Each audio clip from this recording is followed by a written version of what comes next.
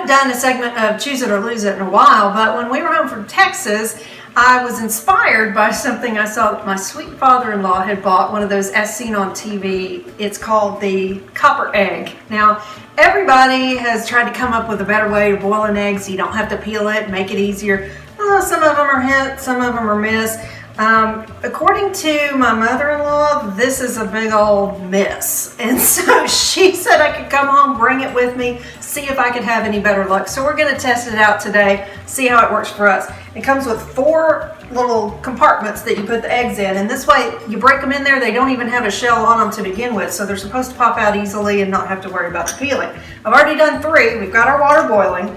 And I'm going to break the 4th egg, put it in here, pop the little top off, put it in our caddy. Now, I've got to be honest, the directions in the booklet weren't very clear as to how long to boil them. I just kind of deduced from reading several of the recipes in there to do 10 minutes. So we're going to put it into our boiling water.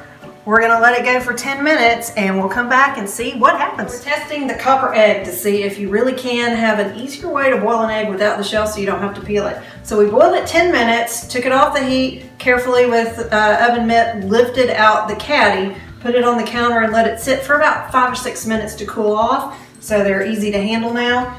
Lifted one out and let's just see if it does what it says it's supposed to do. Now they did not say in the instructions to put any kind of oil in here to keep it from sticking. In fact, they said don't spray it with an aerosol spray. So we didn't do anything. And although it looks done to the touch, I don't know if it's going to come out. Let's see. That is the funniest looking egg I've ever seen. It's a little mound of something.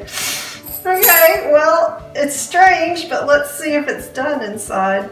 We'll cut it open. I would like it to have a little different texture than that. So, I mean, it's done, but it still looks a little, I don't know, chalky or gooey. I'm not sure. That's just not the way it looks when I cook it the traditional way.